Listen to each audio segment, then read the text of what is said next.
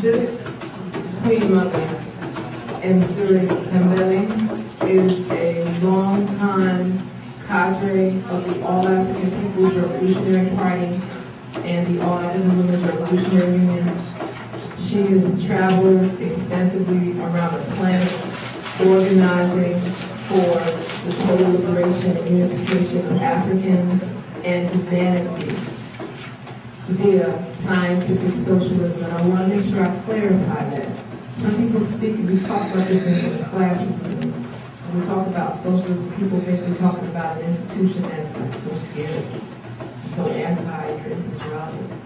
But we're speaking about a socio-economic system that restores the ancient principle of Ma'at. Ma'at means truth, justice, order, reciprocity, balance, divine righteousness, put simply. So when this sister is sharing and speaking, I'd like us to be comfortable in the steadfastness in which she speaks, harmonious in the medicinal words that will come forth, and most importantly, keep your heart as light as a feather.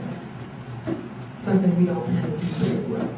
So I ask that we welcome Queen Mother and Mzuri Pambeli.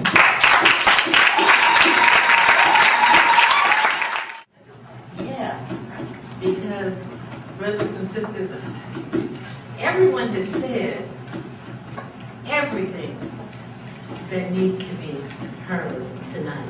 I think everyone touched on all of the important points. So can all of you give each other a hand?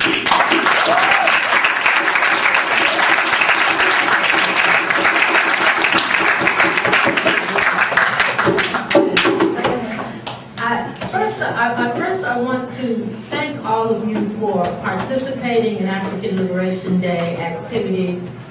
And Brother was so right in terms of talking about a day, because if we realize all that African people have gone through, we should be doing this if we were really serious about our freedom every day. Those of you who may not know, but in 1886, European powers met at the Berlin Conference to talk about how to divide Africa up into colonies so that they could stop fighting each other, because World War I, World War II, and most of the wars are about dividing the world for the resources, whether it be oil today, or in the past it was uranium, coal, gold, other metals that launched the Industrial Revolution, as did slavery, the African slave trade. But these Europeans met for 75 days in a conference to discuss dividing Africa and dividing African people. African people make it a difficult task to come to African Liberation Day for one day. So how serious are we about our liberation? We have to really look at this issue very seriously. Now, one of the things that I've been doing for the last several years is working a lot with the youth and building what we are calling the All-African Youth Movement. And I'm learning so much from the youth, just as I learned tonight. And I hope somebody videotaped this, because I didn't have a chance to take the notes. And these notes are but there's a brother who I've been working with, and this brother is 24 and phenomenal. His name is Ice Life. He's a hip-hop artist, a playwright. His play actually is he wrote this he's got a CD out called Pistols and Prayers right now. And he was asked to write it into a play, and it sold out the Berkeley Repertory Theater in Northern California. Sold it out for the weekend. This brother is so profound at 24. One of the things he told me this little story. He said when he was about 17, he was at the Oakland Coliseum, and of course I live in California, so Oakland, Los Angeles, that's It's just, that's my turf, as we call it. And so I also grew up in Oaktown. So he was talking about Oakland Coliseum. They were going to see Young Jeezy. And I don't know if the old folks know who Young Jeezy is, but I have a 24-year-old. He was at the concert and he said that night, and this was several years ago, and Oakland is a rough town, okay? You get thousands and thousands of African people in the Oakland Coliseum. You best be ready to run if things don't work out. Okay? So he says that the Coliseum, you know, the acts go on, and when you have a headliner like Young Jeezy ain't gonna show up until about maybe 10 or 11. So all the other folks that are going on, they said Eve came on the stage and she did a couple of songs. They booed her, threw bottles at her and stuff. So she didn't even get to finish her song. Boom, she was gone. I think he said that Marion came on. He was doing his thing. They was like, boo, don't want to see you. He didn't even get to finish his song. So by that time, it was like 9:30. So folks was like, Jeezy. But Young Jeezy wasn't going to pop in until about 10:30, 11. So a fight broke out. In the Oakland Coliseum, if you watch the sports, it's like about 5 or 6 tiers high, several feet high. All of a sudden, a fight broke out, and you start hearing punching. Then all of a sudden, you know, folks are saying, get him. They don't know who's being kicked, but you can hear the thumping loud. Then you see a brother falling from the top of the Oakland Coliseum onto his head down to the ground. Boom. All of a sudden, everybody's scattered. Everybody's running. They run to their cars, they get on the freeway, they on the 880, and he said within minutes, they was hopping in their ride. You know, one of his homies was drinking, you know, and he was like looking around like, did somebody just die a few minutes ago?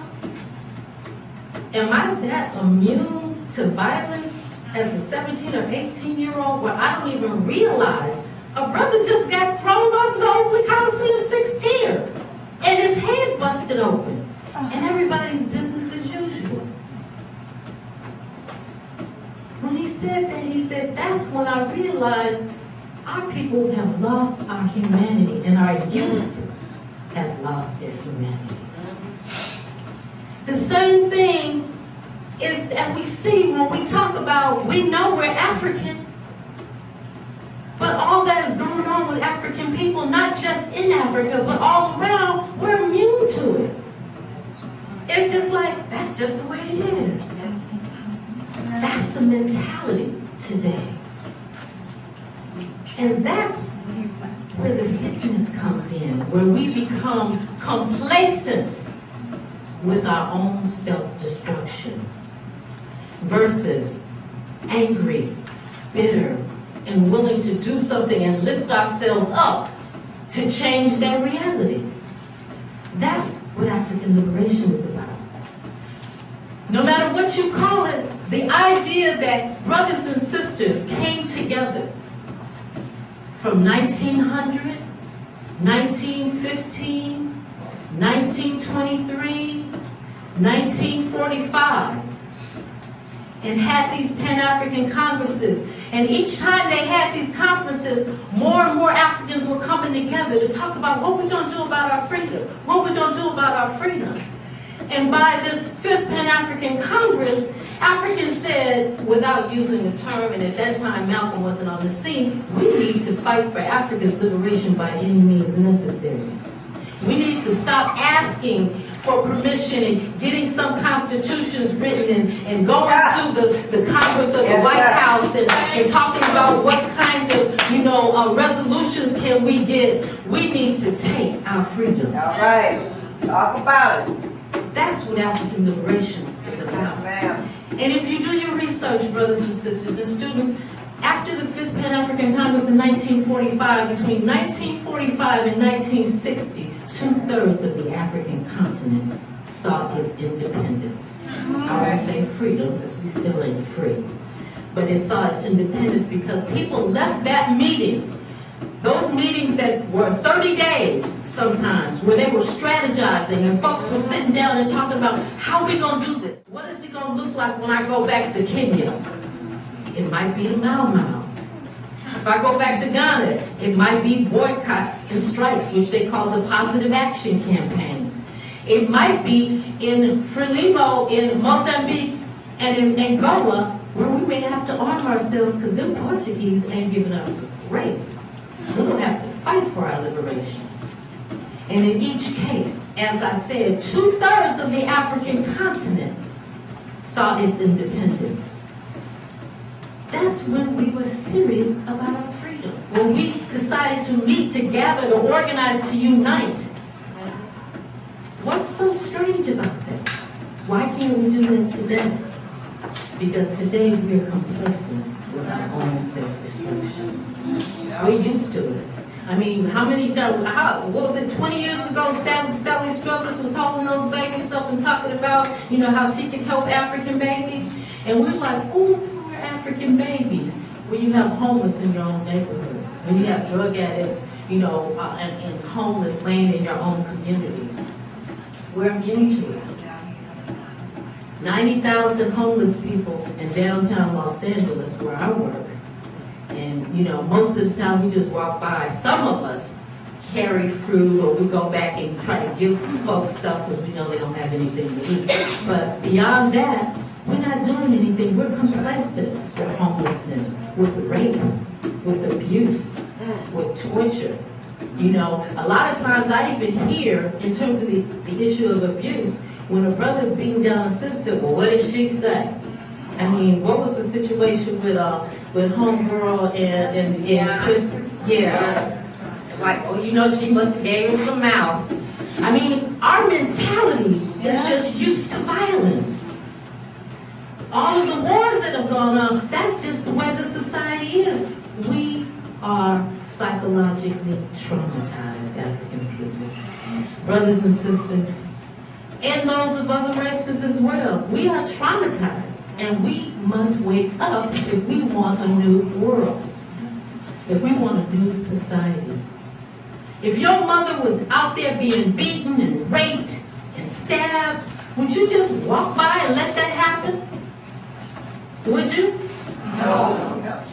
Well, Africa is our mother.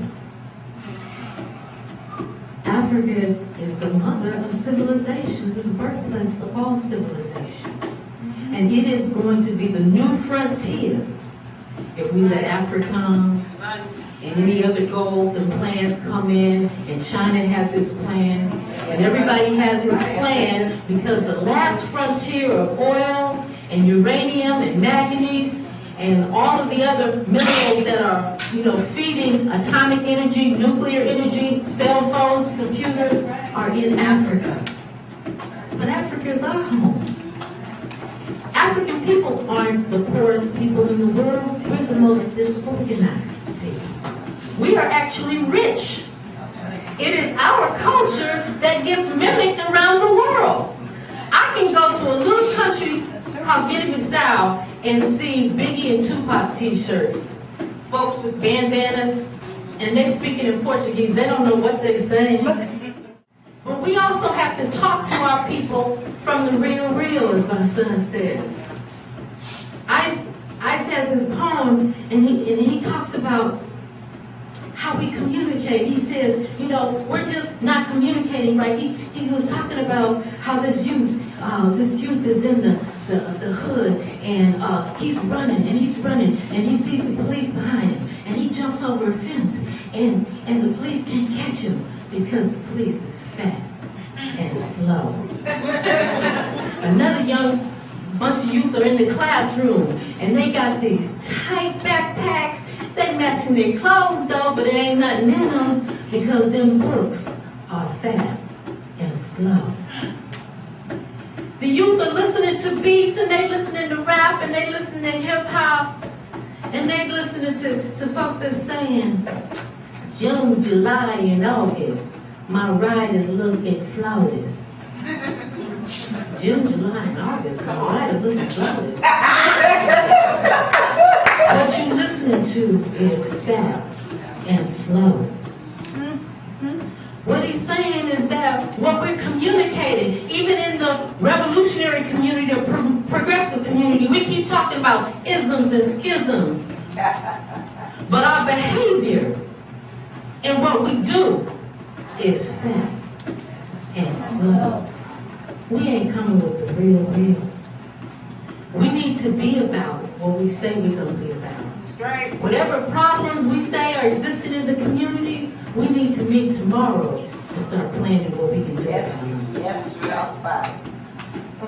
We shouldn't leave this weekend unless everybody is a part of some action plan to mentor some youth, to clean up our community, to have Saturday schools, to educate us for all the miseducation our youth is getting in the public schools.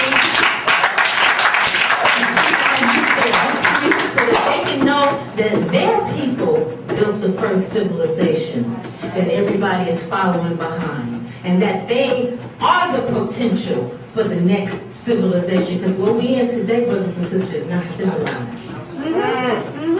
Y'all are the next generation.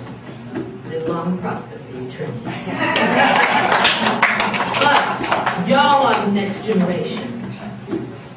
They are expecting to recruit you into the enemy's army to become a part of the lost children of capitalism, knowing you're not going to have a job, knowing it ain't no position for you, knowing it ain't nothing upwardly mobile about colonialism and capitalism. Right. Okay? But the potential for you raising up a nation with your own jobs, with your own industry, with your own technology, with your own schools and institutions, there's no limits for our people once we start investing in ourselves, in our nation, in our territories. And even those territories where we are dominant now, these should be our territories. And we shouldn't ask for them. We should move action towards taking them. I say!